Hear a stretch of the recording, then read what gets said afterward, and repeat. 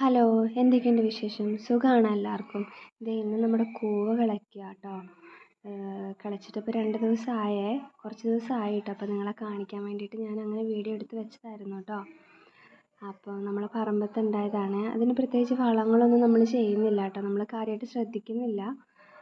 പക്ഷെ മഞ്ഞളൊക്കെ കിളച്ചപ്പോഴേ അങ്ങനെ കണ്ടപ്പോൾ നമ്മളെന്നാ വിചാരിച്ചൊന്ന് കിളച്ചെടുക്കാം, ഇച്ചിരി പൊടി ഉണ്ടാക്കാമല്ലോ എന്ന് വിചാരിച്ചിട്ട് അങ്ങനെ ആക്കി എടുക്കുന്നതാണേ.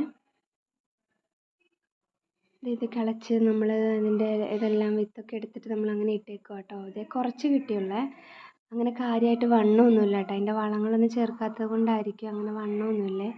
ഇതങ്ങനെ കിളയ്ക്കാറില്ല കേട്ടോ. ശരിക്കും അമ്മ പറയുക അങ്ങനെ മഞ്ഞളൊക്കെ കിളയ്ക്കുമ്പോൾ അങ്ങനെ കിട്ടുന്നത് മാത്രം അങ്ങ് എടുക്കുന്നേ ഉള്ളൂ. ചിലപ്പോൾ പറമ്പിൽ ഒരുപാട് ഉണ്ടായിരിക്കും എന്ന് പറയുന്നുണ്ടായിരുന്നു അമ്മേ. അപ്പോൾ ഞാൻ നിങ്ങളെ കാണിക്കാൻ വേണ്ടിയിട്ട് ഏറ്റവും നല്ല വണ്ണമുള്ളത് നോക്കി എടുത്തതാ കേട്ടോ. നല്ലതാണ് കേട്ടോ കൂവപ്പൊടി. മൂത്രസംബന്ധമായിട്ടുള്ള അസുഖങ്ങൾക്കും പിന്നെ പിള്ളേർക്ക് കൊടുക്കാനും എല്ലാം നല്ലതാണ്. ദേ അതെല്ലാം ചിരകി വൃത്തിയാക്കിയത് നമ്മൾ കഴുകിയിട്ട് ഇടിക്കുക കേട്ടോ ചെയ്യുന്നത്. ഇത് മിക്സിയിലൊക്കെ ഇട്ട് അരച്ചെടുക്കുക, പക്ഷെ അങ്ങനെയൊന്നും നമ്മൾ ചെയ്യുന്നില്ലേ. അമ്മയൊക്കെ പഴയ രീതിയിലാട്ടോ ചെയ്തുകൊണ്ട് വന്നത്. അപ്പോൾ പിന്നെ അങ്ങനെ തന്നെ ചെയ്യാമെന്ന് വിചാരിച്ചു കേട്ടോ. എനിക്കറിയില്ല കേട്ടോ, അതിപ്പോൾ ഇവിടുത്തെ അമ്മ പറഞ്ഞിട്ട് അങ്ങനെ എനിക്കറിഞ്ഞ് വരുന്നതാണ്. ഞാനിങ്ങനെയൊന്നും ചെയ്തിട്ടില്ല. അപ്പോൾ ഇങ്ങനെയാണ് അവരൊക്കെ ചെയ്യുന്നതെന്ന് പറഞ്ഞ്. ഉരലല്ല കേട്ടോ, അത് നമ്മുടെ ആട്ടുകല്ലാണ്.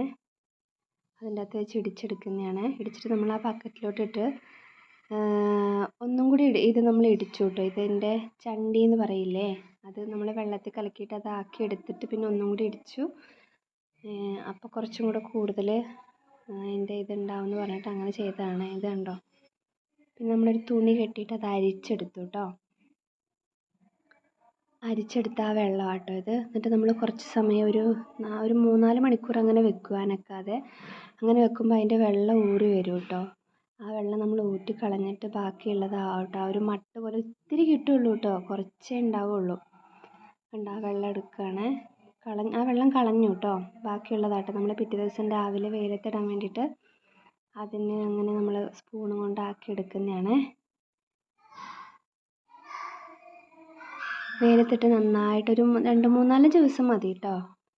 നമ്മൾ എടുത്തൊക്കെ വെക്കുന്നതായതുകൊണ്ട് കുറച്ചും കൂടെ ദിവസം നമ്മൾ ഉണക്കുവേ. ഇത് കണ്ടോ പൊടിയായിട്ട് വന്നിട്ടുണ്ട്. അപ്പോൾ ഞാനൊരു മിക്സിക്കകത്തിട്ട് അങ്ങ് അടിച്ചു കേട്ടോ.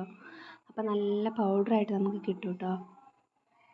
നമ്മളെ പറമ്പിലെല്ലാം ഉണ്ടാവും കേട്ടോ, നമ്മളൊന്നും ശ്രദ്ധിക്കത്തില്ലേ. അപ്പോൾ അതൊക്കെ എല്ലാവരും കിളച്ചെടുത്ത്, ഇതിന് നല്ല വിലയാണ് കേട്ടോ. നമ്മൾ പുറത്തുനിന്ന് വാങ്ങിക്കുകയാണെങ്കിൽ, നമ്മൾ തന്നെ ഉണ്ടാക്കുകയാണെങ്കിൽ നമ്മൾ നല്ലതായിട്ട് നമുക്ക് എടുക്കാമല്ലോ.